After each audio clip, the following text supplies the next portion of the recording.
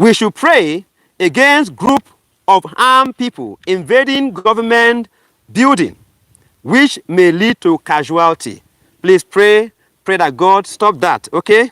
Authorities have said that at least 18 attackers and 1 security personnel were killed after members of an alleged 24-strong command unit tried to overrun the presidential complex.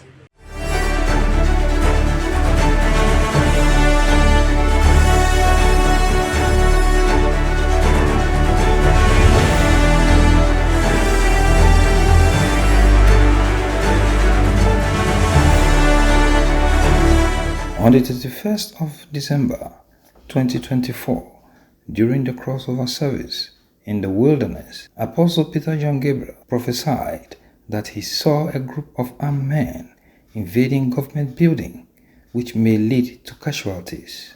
These were his words. Now, 42. We should pray against group of armed people invading government building, which may lead to casualties. Okay? Now, 42, the mind of God, 42. We should pray against group of armed people invading government building, which may lead to casualty. Please pray that God stop that, okay? We don't want chaos. Please, at all, no. Please, we should pray around the world. Thank you.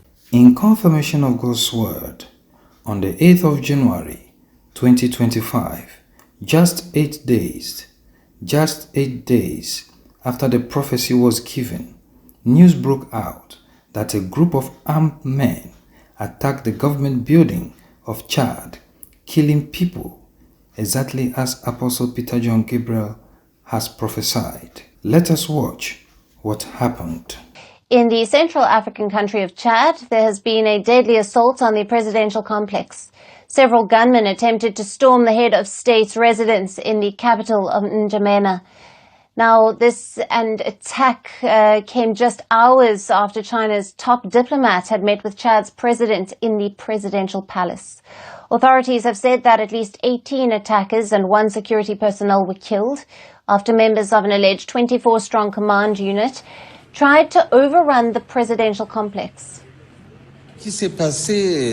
What happened was an attack by 25 assailants, 24 to be precise, a sort of group of bandits who arrived armed with machetes and knives. They descended violently, stabbing the 4 guards who were present. 1 guard was killed, 2 others were seriously injured, and 1 sustained a lesser injury, though his life is not in danger. After that, they managed to penetrate a short distance inside the presidency, and one of the guards began firing, alerting the other guards stationed nearby. Reports suggest that the armed unit opened fire inside the president's complex on Wednesday evening, and all roads leading up to the complex were blocked with tanks visible on the streets. Now, Chad's president, Mohamed Idris Deby Itno, was also reportedly inside the complex at the time of the attack. The situation was later brought under control, with the government saying that the attempt to destabilize Chad had been fully eradicated. The government also assured the people that there was no security threat weighing on the country and that it would annihilate those who question the integrity of Chad. Now, according to media reports, the attackers were considered to be members of the Boko Haram terrorist group that is known for its mass kidnappings, killings, and human rights abuses, and has wreaked havoc in the Lake Chad region of the country. But the government said that they were probably not terrorists and were just a band of intoxicated men wielding knives and machetes. Personally, I don't find it credible that this was a terrorist act, as I was at the scene.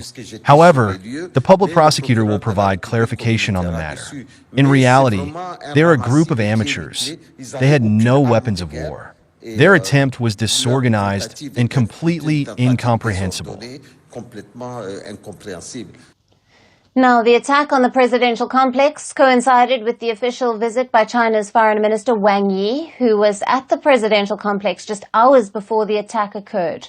Wang Yi is on an Africa tour this week to advance Beijing's already sizable influence across the resource-rich continent as the West's influence wavers. Our condolences goes to the families of those who were killed. May the Lord comfort them all. In Jesus Christ's name. Testimony of Jesus. All about Jesus.